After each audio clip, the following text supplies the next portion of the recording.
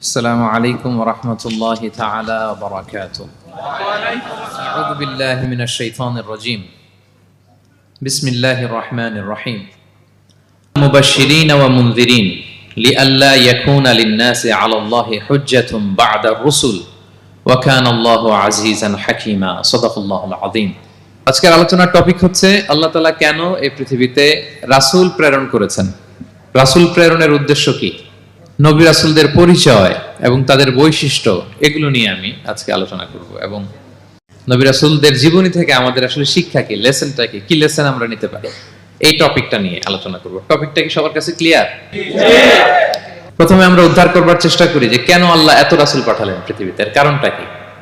এর উত্তরটা আল্লাহ তাআলা খুব চমৎকার ভাবে সূরা নিসার 165 নম্বর আয়াতে আলোকপাত করেছেন, যে আয়াতটা দিয়ে আমি আলোচনা শুরু করেছি। আল্লাহ তাআলা বলছেন, রুসুলান মুবাশশিরিন ওয়া মুনযিরিন লিআল্লা ইয়াকুনা লিন-নাসি আলাল্লাহি হুজ্জাতুন বা'দা আর-রুসুল ওয়া কানা আল্লাহু আজিজান হাকীমা। অর্থাৎ আমি রাসূলগণকে সুসংবাদদাতা এবং সতর্ককারী রূপে পৃথিবীতে প্রেরণ করেছি। আমি আবারও বলছি, আল্লাহ বলেন আমি এই পৃথিবীতে রাসূলদেরকে সুসংবাদদাতা এবং সতর্ককারী রূপে পৃথিবীতে প্রেরণ করেছি, যাতে করে রাসূল আগমনের পরে আল্লাহর বিরুদ্ধে মানুষের আর কোনো অজুহাত না থাকে। ওয়াকান আল্লাহু আজিজান হাকিমা, আর আল্লাহ তাআলা তিনি হচ্ছেন পরাক্রমশালী এবং মহাপ্রজ্ঞাময়। তাহলে উদ্দেশ্য আল্লাহ তাআলা ক্লিয়ার করলেন, কেন তিনি রাসূল পাঠালেন, যাতে মানুষের অজুহাত না থাকে।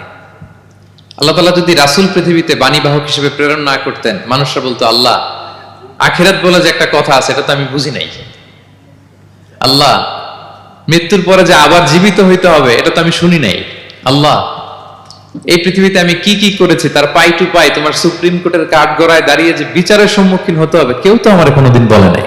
এজন্য আল্লাহ বলেন আমি পৃথিবীতে রাসূল পাঠিয়েছি, যাতে করে মানুষের কোনো এক্সকিউজ না থাকে। আচ্ছা বলেন তো, এখন কি কেউ আল্লাহরে বলতে পারবে আল্লাহ বিচার যে হবে এটা তো আমি জানি না? বলতে পারবে?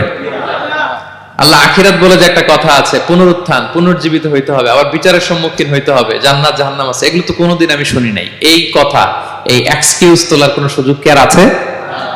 No excuse will be granted that day, dear brothers and sisters. সেদিন কোনো এক্সকিউজ আল্লাহ তাআলা গ্রহণ করবেন না, কারণ আল্লাহ তাআলা রাসূলদেরকে প্রেরণ করেছেন। তারা আমাদেরকে বিস্তর বর্ণনা করে জানিয়ে গিয়েছে। এবং কেন রাসূলদেরকে প্রেরণ করেছেন, আল্লাহ বলেন যে দুইটা প্রাইম রেসপন্সিবিলিটি দিয়ে আমি রাসূলদেরকে প্রেরণ করেছি। এক নাম্বার মুবাশশিরিন, তারা সুসংবাদদাতা। তারা আমাদেরকে জানিয়েছে এই পৃথিবীতে যদি আমরা ভালো কাজ করি, এক আল্লাহর ইবাদত করি, কারো হক নষ্ট না করি, তাহলে আমরা জান্নাতে যেতে পারবো। জান্নাতের সুসংবাদ তারা দেন। They are the bearer of glad tidings. They are the bearer of paradise. তারা জান্নাতের সুসংবাদদাতা। রাসূলদের দুই নাম্বার প্রাইম রেসপন্সিবিলিটি হচ্ছে মুনযিরিন, তারা সতর্ককারী।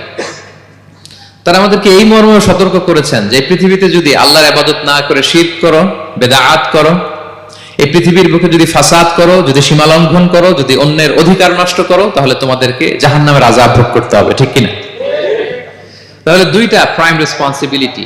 রাসূলরা হচ্ছেন মুবাশশিরিন, সুসংবাদদাতা, জান্নাতের সুসংবাদ দিয়েছেন। তারা ভালো কাজ করলে জান্নাতে যাওয়া যাবে।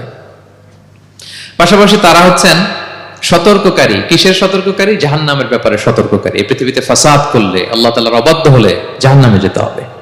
এবং রাসূল পাঠানোর মধ্য দিয়ে আল্লাহ তাআলা এক্সকিউজ দেওয়ার সুযোগ বন্ধ করে দিয়েছেন। কোনো এক্সকিউজ আর দেয়া চলবে না। তাহলে পৃথিবীতে কেন আল্লাহ তাআলা রাসূল পাঠালেন, এই পয়েন্টটা কি সবার কাছে ক্লিয়ার?